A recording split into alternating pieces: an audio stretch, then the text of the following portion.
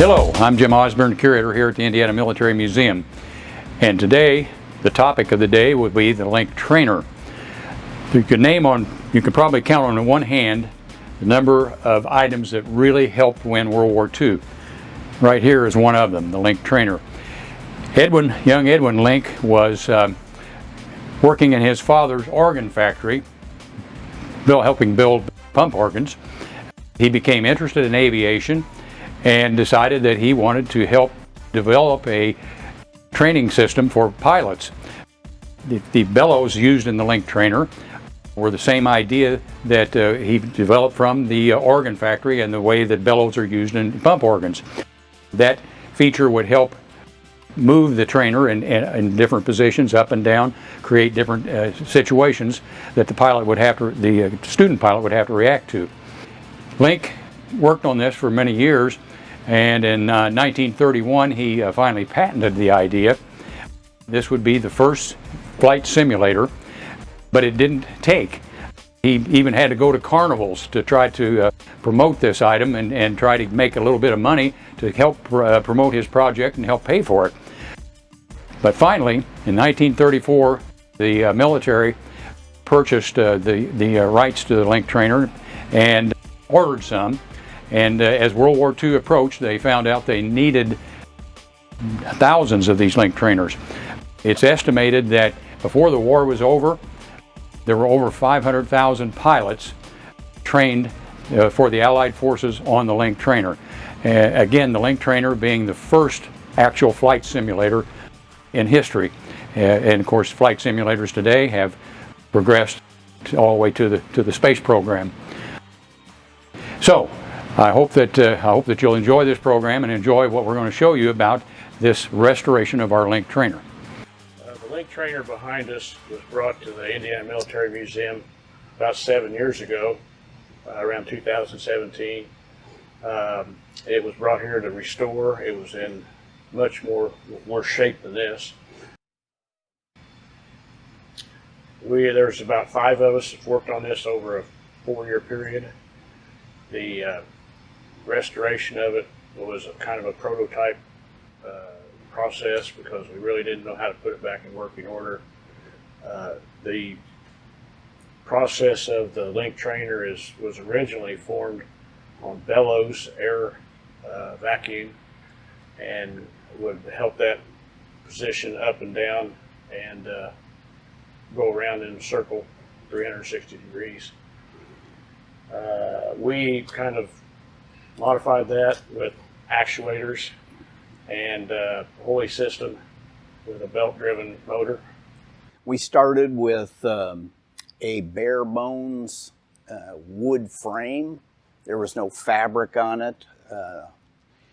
All the internal components were still there. A lot of them we had to remove to allow us to engineer a working model to demonstrate how this thing actually moved. So there was a lot involved in that. Had to rebuild the tail section, and certainly a lot of electrical engineering and mechanical engineering. I think Ben can expound on that. We originally started out, it was originally run by air, as he said, and by bellows. It made it go up and down, turn and everything. And we wanted to keep the bellows in there.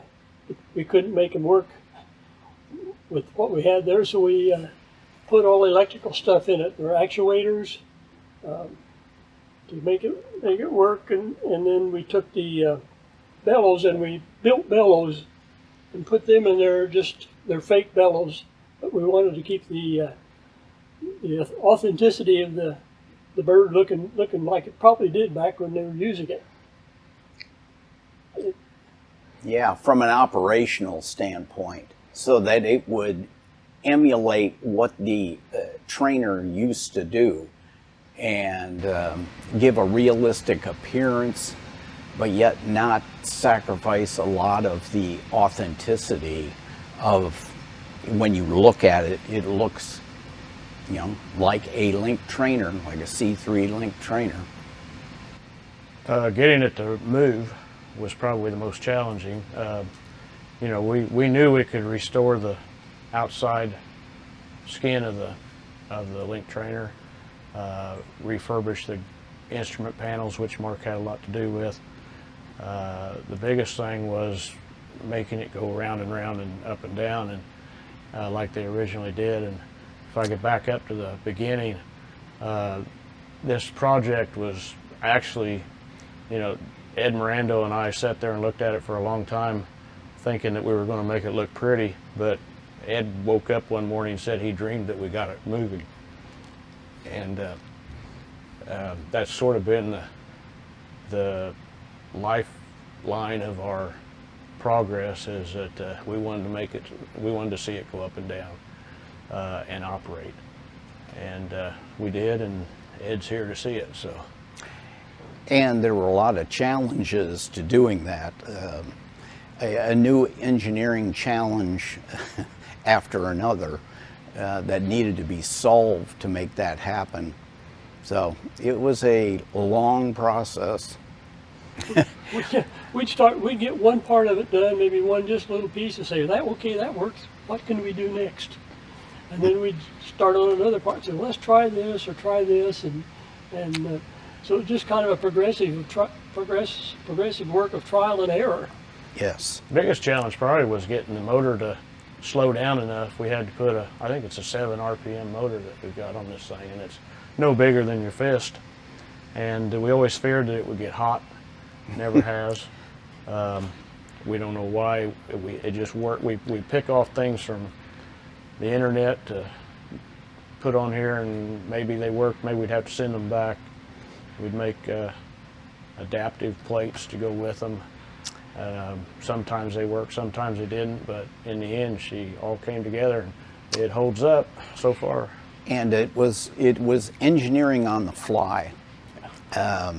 You know, you just solve one problem, and the next one you worked on that until you solved that, and so on. When we started the project, we didn't have any kind of blueprints. We had a few videos. We had nothing to pull from for design or the progress we made with the stripping out the bellows and replacing it with the actuators. We did have some archive photos of, you know, of that period of Link trainers, which we used to place some of the things on the body, the grab handles and the supports and those kind of things. You could look at photographs and locate where they should be and what they should look like. And we definitely didn't have all the pieces. We had to fabricate quite a few things. One of the interesting components of this system is the instructor station, which was essential so that the instructor who was sitting at the desk could monitor what the pilot was actually doing in the cockpit. It would plot on paper, on a map, the course he was flying, and he had the essential instruments that he could monitor the orientation of the airplane and compass heading, so that, you know, is he following the instructions, you know, close enough that he would be successful in flying and landing the airplane. Not only did we train male pilots, we also trained female pilots who were WACs that transported aircraft, flew them from the manufacturer to the designated airfields. So it was critical in that role. When we started this project, we were looking at it just as a real interesting part of history that we thought other people should know about. How it was put together, who did it, what period of time was it in, and just the technology that they had at that time to put the thing together and make it work so that we could train pilots and how on primarily with the hood down. You see the hood has a hood on it. The hood would come down so that they could fly by instruments only, and the technology that they had then just wasn't really great to do things like this. But the guy that put it together was an organ maker, so it was all run on bellows, and he got it to working that way, and just a piece of history we thought needed to be recorded. It's absolutely an amazing piece of technology. For the time, it was highly sophisticated. You know, when you're operating on compressed air and rudimentary electronics, it's just amazing what was accomplished. And also amazing is that so many pilots use this as their ticket to a seat in the in the pilot seat. I feel a great accomplishment of a team of about 4 or 5 people that worked on this thing religiously to get this to run. That being the biggest thing, feat that we had was to get it to run, not just to sit here. And the biggest accomplishment is seen when we see a person walk up and hit the button and make it go around on its own. The kids, the older people, you know, why should you come to see the Link trainer at the museum? We have one of the few that does run in the country that we know of. There are others. We did modify ours to present day results so that we could get it to run, because the bellows system on ours was completely irreparable. But just the camaraderie between the volunteers to work on this for 4 years,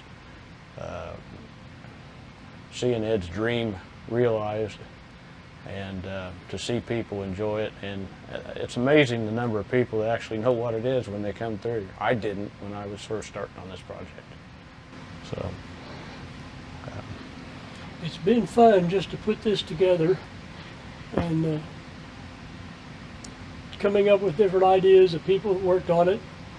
A fun project and a piece of history that we just thought needed to be shared. And it turned out, just to me, to be a fun project. I got to work with some people with all kind of talent, which was really neat, and just a bunch of kind of had fun putting the whole thing together. we just really don't know what we're going to do now.